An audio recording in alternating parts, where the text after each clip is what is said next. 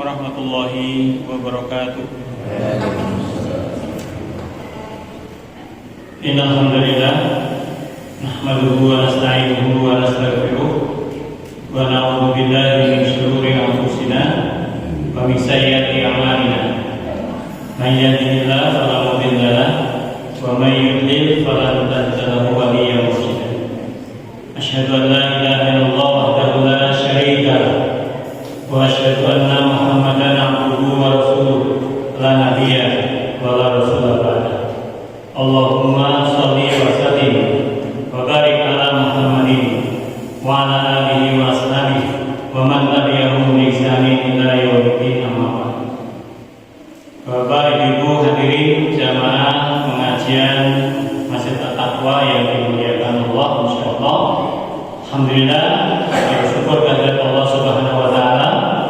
Di malam hari ini Allah masih menyempatkan atau memberikan kesempatan kepada kita untuk hadir di rumahnya dalam keadaan sehat walafiat.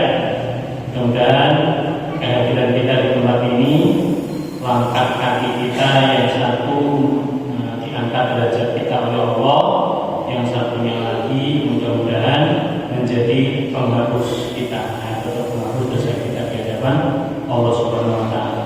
Kemudian kita berada di tempat ini, ya, semoga kita dinaungi oleh malaikat Allah, kita diberi ketenangan karena orang-orang yang berada di tempat-tempat yang di dalamnya dikaji ayat-ayat Allah, maka malaikat akan menaunginya.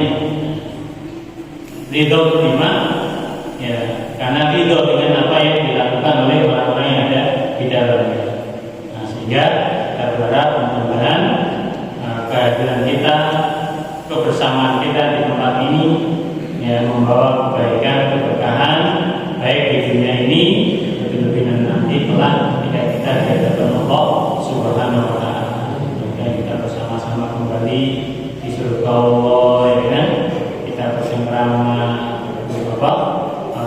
bercerita tentang bagaimana masa lalu kita ketika di dunia, dan itu adalah sesuatu yang indah dan penuh dengan kenikmatan. Baiklah Bapak Ibu hadirin, kita bacakan dulu lanjutannya, ya, tentang keutamaan atau hal-hal yang dijanjikan bagi mereka yang berittiba, ya, atau yang mengikuti sunnah dan tuntunan Rasulullah SAW. Saya ulang kembali, salah satu di antaranya adalah musahabatul ahya fil jannah, ya. Jadi orang yang berittiba atau mengikuti sunnah Nabi, menghidupkan sunnah Nabi, kelak akan bertemu bersahabat dengan manusia-manusia pilihan. Ya. Hal ini dijelaskan oleh Allah Subhanahu wa taala dalam surat An-Nisa ayat 69. A'udzubillahi minasyaitonir rajim. Wa may yuti'illaha war rasul fa ulaika ma'al ladzina an'ama Allahu 'alaihim minan nabiyyin was-siddiqin was-syuhada'i was-shalihin wa hasuna ulaika rafiqa. Dan barang siapa yang taat kepada Allah dan Rasulnya, maka mereka itu kelak akan bersama dengan orang-orang yang pasti diberi nikmat oleh Allah kepada mereka. Siapa mereka yang pasti diberi nikmat oleh Allah? Minan nabiyyin, yaitu golongan para nabi, wasiddiqin, golongan orang-orang yang benar dan jujur, ya, wasyuhada, golongan orang-orang yang mati syahid, wassalihin, dan golongan orang-orang yang soleh. Nah, Ayat itu diakhiri dengan wahasuna ulaika rafiqah, ya. Dan itulah sebaik-baik teman, baik di dunia ini maupun teman di akhirat. Para nabi, ya, orang-orang yang jujur yang baik, ya, orang-orang yang mati syahid, dan orang-orang soleh. Ini adalah teman terbaik kita, baik di dunia maupun di akhirat. Ya. Karena hampir kita semua ini senang, ya, ketika teman kita itu jujur, teman kita itu benar. Dan kita pasti tidak suka ketika orang itu bohong, dusta. Kita nggak suka. Ya. Maka teman yang terbaik ya orang yang jujur. Ya. Kalau Nabi ya sudah tidak ada lagi, ya, setelah Rasulullah tidak ada lagi Nabi, ya, sehingga sudah lewat. Ya, tapi kita masih bisa kelak berteman dengan para Nabi kalau kita memenuhi syaratnya, taat kepada Allah dan Rasulnya. Taat kepada Allah ya Al-Quran, taat kepada Rasul ya berarti sunnah-sunnah Nabi kita hidupkan, kita ikuti. Ya. Kemudian orang-orang yang syahid, ya, itu juga teman yang terbaik. Artinya bahwa orang yang syahid berarti orang yang berusaha untuk nilai kalimatillah, untuk meninggikan kalimat Allah. Ya. Kemudian yang terakhir ini yang banyak ini, bersolih, ya, berteman dengan orang-orang yang soleh. Dulu saya pernah menyampaikan, ya, mungkin di khotbah Jumat atau di mana, ya, di khotbah Jumat, yaitu bahwa setiap hari sebenarnya kita itu saling mendoakan, atau lebih tepatnya kita tanpa disadari didoakan oleh mungkin miliaran kali, ya, setiap harinya. Kapan mereka mendoakan kita atau kapan kita mendoakan mereka? Saat kita membaca tahiyat, ya, at-tahiyatu lillah wassalawatu wathayyibat assalamu alayka ayyuhan nabiyyu wa rahmatullahi wa barakatuh.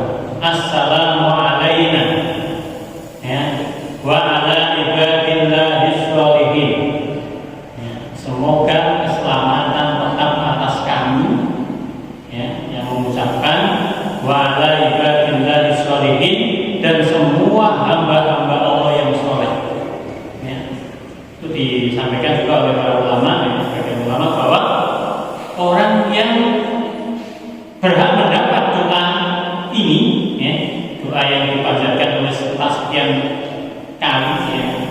Sekarang kan jumlah umat manusia, umat Islam, ya, kalau umat manusia itu sekitar 7, sekian miliar kiraan, ya.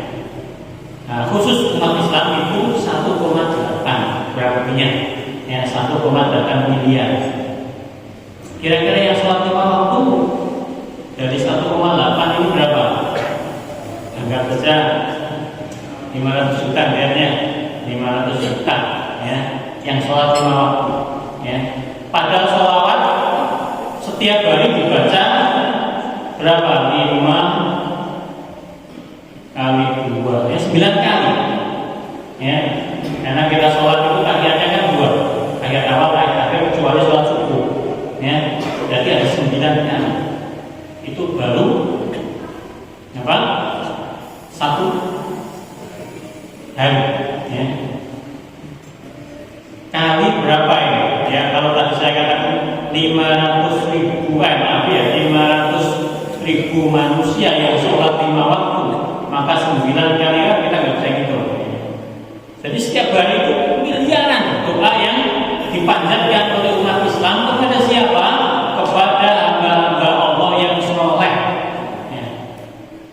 Di penjelasan itu saya sampaikan, ya, memang bukan saya, sebenarnya saya hanya mengutip saja bahwa yang dimaksud orang soleh di situ adalah orang, semua bisa menjadi orang soleh. Ya, sekali lagi semua orang bisa menjadi orang soleh, yaitu orang yang memenuhi hak-hak Allah dan hak-hak sesama manusia. Itulah orang soleh. Jadi definisinya apa? Tidak muluk-muluk. Karena ulama itu orang soleh adalah orang yang memenuhi hak-haknya kepada Allah dan hak-haknya kepada manusia. Intinya orang soleh itu orang yang horizontalnya hubungan sama manusia juga baik, dan itu logis, itu sangat logis sekali. Ya, kalau bisa saya contohkan misalnya, ketika ada orang yang ibadahnya baik, ya, sholatnya baik, kemudian pokoknya hubungannya dengan Allah baik lah, ya.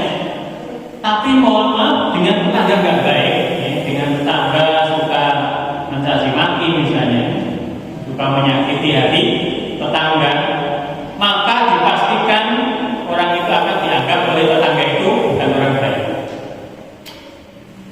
Sholat omongannya sakit, nah itu kan nggak baik. Jadi soleh itu ya memenuhi dua standar ini, hubungannya dengan Allah baik, sesama manusia juga baik. Sebaliknya ada orang yang dengan tetangga, dengan teman itu baik sekali, yang suka menolong, suka membantu, tapi nggak sholat, orang juga nggak akan mengatakan dia orang baik.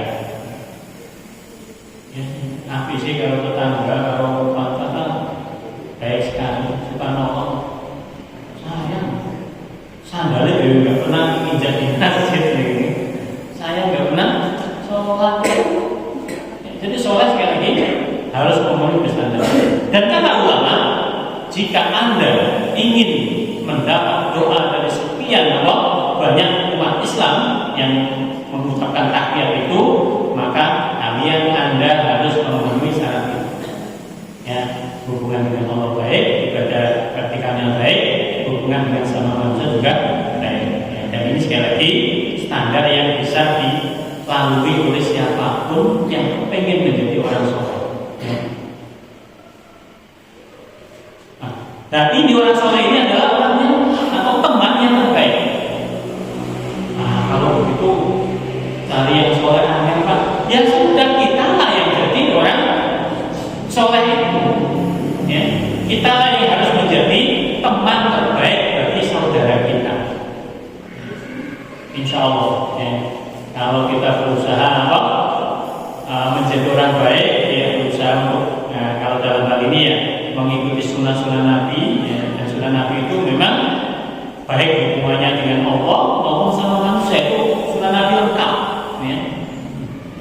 Ibadah kepada Allahnya juga ada sunnah Nabinya, pergaulan sosial juga ada sunnah Nabi. Ya, sehingga orang yang mengikuti sunnah Nabi dengan sungguh-sungguh, insya Allah mudah-mudahan mereka tergolong orang-orang yang disebut dalam ayat ini, orang yang telah akan bertemu, berkumpul, ya, berteman dengan orang-orang yang dengan para nabi, orang-orang yang baik, jujur, ya, orang-orang yang mati syahid, dan orang-orang yang soleh. Ya, 4 orang yang kata Allah Subhanahu Wa Taala dalam ayat ini itu an'amallahu alaihim, kelompok manusia yang pasti, ya, diberi nikmat oleh Allah. Kita berteman dengan mereka itu hanya syaratnya tadi taat kepada Allah dan Rasul. Kemudian yang selanjutnya yang juga perlu saya bahas sedikit, yaitu bahwa orang yang ittiba, ya, atau orang yang mengikuti sunnah Nabi kelak akan menjadi mujawaratul Rasul, ya, kelak akan menjadi tetangganya Rasul. Di mana ya? Surga. Ya. Hal ini berdasarkan sabda Rasulullah SAW, man ahya sunnati faqad ahabbani wa man ahabbani kana ma'i fil jannah. Orang yang menghidupkan sunnahku, ya, orang yang menghidupkan sunnahku, maka sungguh dia telah mencintaiku. Nah, ini garis apa? Bawahnya harus kita garis bawahi bahwa orang yang mencintai Nabi, dia harus menghidupkan sunnah Nabi. Barang siapa yang menghidupkan sunnahku, maka sungguh dia telah mencintaiku. Dan barang siapa yang mencintaiku, maka kelak dia bersamaku di surga. Ini sudah jelas janji Rasulullah SAW bahwa orang yang mengikuti Nabi berarti dia mencintai Nabi, dan orang yang mencintai Nabi kelak akan menemani Nabi di surga. Mudah-mudahan kita termasuk di antara yang tergolong orang-orang yang mencintai Nabi dengan cara menunjukkan sunnah-sunnah Nabi, sehingga kelak semoga kita bisa bertemu, bergaul bersama para Nabi atau bersama Rasulullah di surga Allah Subhanahu Wa Taala. Amin ya rabbal alamin. Mari kita lanjut membacakan kitab Riyadhus Shalihin yang masih bab tentang adab ta'am ya, adab makan. Babu taktsiril aidi 'ala ta'am. Bab memperbanyak tangan saat makan. Maksudnya bab anjuran untuk makan bersama-sama. An-Nabi Hurairah qala Rasulullah sallallahu alaihi wasallam ta'amul itsnain kafis salasah wa ta'amul salasati kafil arba'ah, muttafaqun alaih. Dari Abu Hurairah sallallahu alaihi wasallam, ia pernah berkata, Rasulullah sallallahu alaihi wasallam pernah bersabda, makanan 2 orang cukup untuk 3 orang, dan makanan 3 orang cukup untuk 4 orang. Kalau makan bareng-bareng ya, mungkin bapak-bapak atau ibu barangkali pernah merasakan nikmatnya makan satu nampan. Asal masing-masing itu punya sifat isar ya. Isar itu mementingkan temannya. Kalau egois nggak nikmat. Kalau makan lawis itu diambil, nggak nikmat, rebutan. Jadi merasa nikmat itu kalau semuanya itu isar itu mementingkan yang lain. Nah, sehingga ambil banyak, punya enak ya, nikmat. Dan itu kehidupan di pondok zaman dulu. Enggak tahu sekarang. Mungkin di pondok tradisional masih ada makan bersama. Dan betul cukup ya. Yang mestinya makan untuk 2 orang, kalau dimakan bareng cukup 3 orang jadi kenyang. Ya. Karena benar Rasulullah itu ditanya dalam sebuah hadis itu, ditanya kenapa kami itu sudah makan tapi kok merasa lapar terus ya Rasulullah. Nah kata beliau, jangan-jangan kalian makannya sendiri-sendiri. Ya, ternyata betul. Kalau kalian makanlah bareng-bareng bersama-sama, itu kenyang. Ya. Dan kita yakin ada sini. Ya, mungkin bapak-bapak yang pernah mengalami, ya, itu insya Allah bisa merasakan betul bagaimana hadis ini tuh bisa kita rasakan. Ya, karena ketepatan saya 3 tahun itu yang makannya itu bareng itu satu nampan. Karena dari buka puasa kan sudah parah ya. Padahal diri. Kemudian ya jadi monggo bapak-bapak, ibu-ibu yang selama ini belum ikut buka bersama di masjid ya kan. Monggo kita ikut buka bersama, Masya Allah nikmat makan bareng-bareng dan bergizi ya, bergizi. Ada macam-macam lah ya. Yang mungkin kalau di rumah kita malas beli misalnya, tersedia gitu. Hadis yang kedua dalam kitab Taksiril Aidi ini ya, memperbanyak makan ini. Wa an Jabir radhiyallahu anhu qala sami'tu Rasulullah sallallahu alaihi wasallam yaqul ta'amul wahid yakfil itsnain wa ta'amul itsnain yakfil arba'ah wa ta'amul arba'ah yakfil thamaniyah. Nah ini lebih tinggi lagi tajat yang disampaikan oleh Rasul ya. Dari Jabir semoga Allah meridhoinya, ia berkata, aku pernah mendengar Rasulullah SAW bersabda, makanan 1 orang cukup untuk 2 orang, dan makanan 2 orang cukup untuk 4 orang, dan makanan 4 orang cukup untuk 8 orang. Hadis riwayat Muslim. Jadi hadis Muslim ya. Mungkin keberkahannya, keberkahan makan bersama yang saling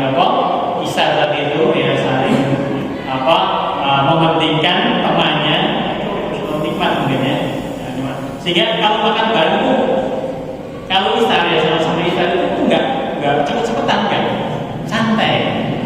Itu kalau beda kalau egois ya. Jadi kalau masing-masing makan bareng tapi egois ya cepet ngomong.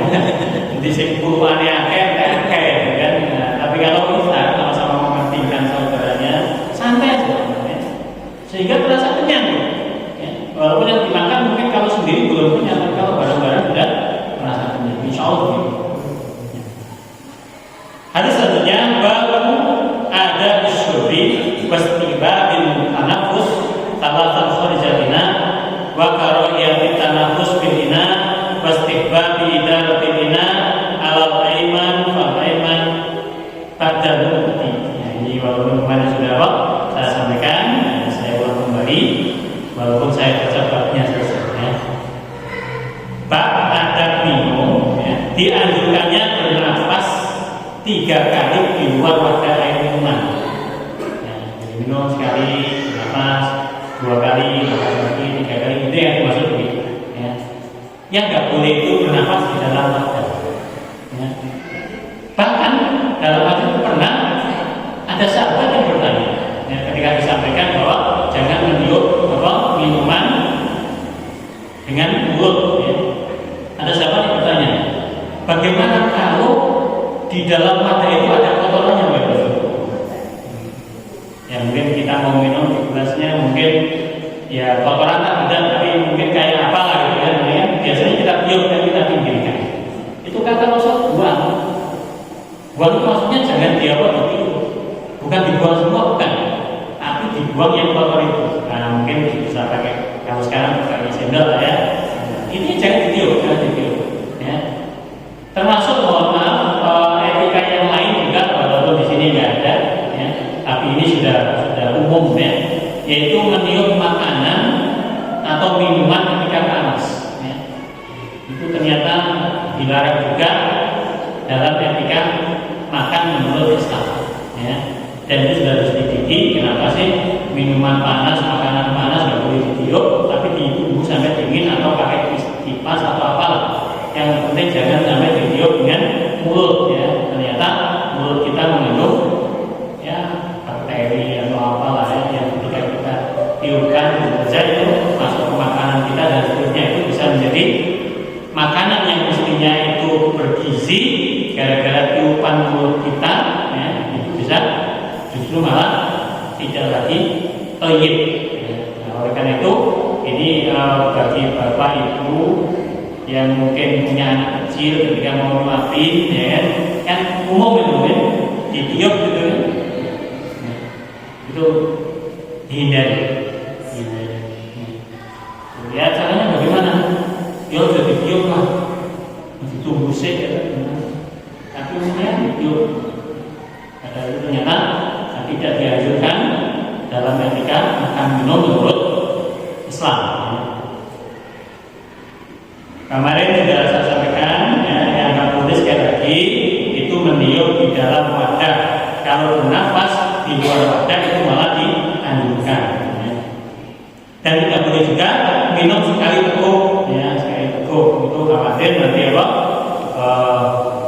Ya kalau tidak disebutkan di dalam hadis, cuman barangkali kesedak atau apa ya kan. Jadi antara minum dengan mau nafas itu, karena minum kita itu langsung berbebel itu apa berlawanan ya. Itu juga dikhawatirkan bisa membuat tenggorokan kita sakit. Oh Islam itu luar biasa ya, memberi apa aturan supaya untuk kenyamanan umat manusia ya. Jadi Islam memberikan aturan itu untuk kebaikan manusia, baik di dunia maupun di akhirat. Kita yakin seperti itu. Nah, kemudian kemarin saya sampaikan juga bahwa ketika mengedarkan makanan atau minuman itu dari kanan, ya. Walaupun di sebelah kirinya itu ada orang yang katakanlah kedudukannya tinggi, bagaimana ya saya baca artinya karena kemarin sudah saya baca hadisnya. Ya. Dan dari Sahal bin Sa'ad, ya, semoga Allah meridhoinya, pernah didatangkan kepada Rasulullah SAW minuman. Jadi pas bareng membawakan minuman, disuguhkan minuman, maka beliau meminumnya. Ya. Di sebelah kanan beliau ada seorang anak, dan di sebelah kirinya ada orang-orang tua. Maka beliau berkata kepada anak tersebut yang ada di kanannya kanan Rasulullah, apakah engkau mengizinkanku untuk memberikannya kepada mereka? Ya, kepada yang lebih tua yang ada di samping kiri Rasul. Ya. Ini ada banyak pelajaran Bapak Ibu jamaah. Jadi Rasulullah SAW mengajarkan ketika makan minum dalam rokok jamuan itu ketika mengerjakan makanan itu dari kanan kan, kanan. Ya. Beliau pernah diberi minum, ya. Begitu beliau minum, kemudian kan ke kanan, kan ini anak kecil, ya. Dan riwayat lain itu Ibnu Abbas, masih kecil Ibnu Abbas. Ya. Cuma sebelah kirinya orang tua, dalam riwayat lain itu Abu Bakar sebelah kirinya. Ya. Pantas kan si tua, gitu kan? Tapi tidak. Rasul mengajarkan bahwa ketika mengerjakan makanan yang sana, karena yang berhak yang kanan beliau dan kanan beliau adalah anak kecil, maka beliau minta izin. Tidak langsung dikasih. Apakah engkau mengizinkan saya berikan enggak? Sebelah kiri. Ternyata jawaban anak ini Ibnu Abbas cerdas. Tidak demi Allah, tidak demi Allah. Tapi beliau beri alasan. Aku tidak akan mendahulukan bagianku darimu kepada seorang guru. Ini bekas Nabi. Ya. Bekas Nabi itu termasuk salah satu di antara yang oleh sahabat itu di bahasa Arab itu tabaruk, dijadikan sarana untuk mendapatkan berkah. Dan itu sah. Ya. Hanya Rasul. Hanya tubuh Rasul yang mengandung berkah, ya. Sehingga bekas Rasul itu diperbukan oleh para sahabat. Nah ini jangan disamakan. Sekarang kan iya, jangan disamakan Rasul dengan orang biasa, walaupun itu mungkin syekh atau apa, beda. Ya. Memang tubuh Rasul itu mengandung berkah. Ya. Pernah kan Rasul itu tidur di apa? Di rumah sahabat, ya, rumah sahabat. Kemudian keluar keringatnya di wadah itu. Untuk apa? Ya mungkin kalau bahasa kita ya berkahnya Nabi, gitu ya. Tapi memang bau keringatnya Nabi itu bau. Ya. Pernah Nabi itu masuk rumah sahabat, ya.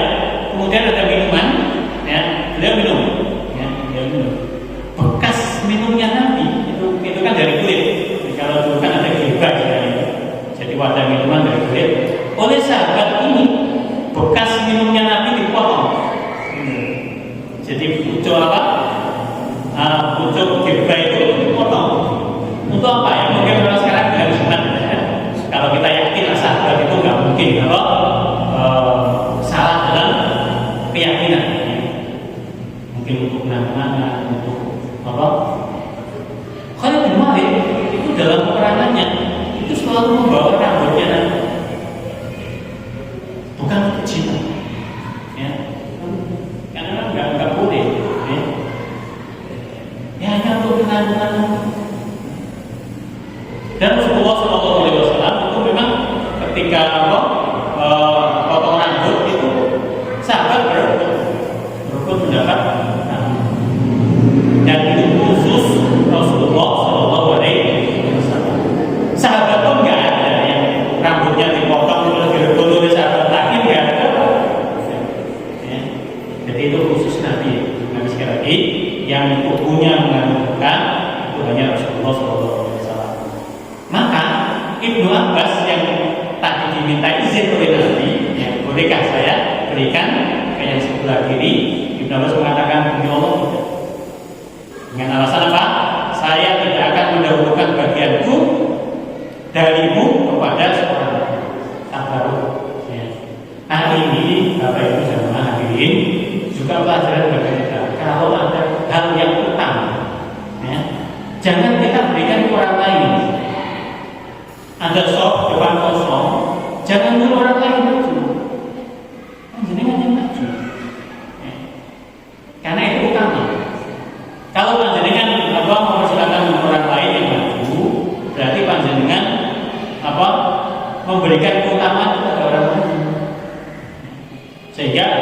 ada ulama mengatakan dia bukan haram hukumnya tapi makro mempersilahkan orang untuk maju di saf depan padahal sebenarnya dia bisa. Kecuali ya kan, memang ya mohon maaf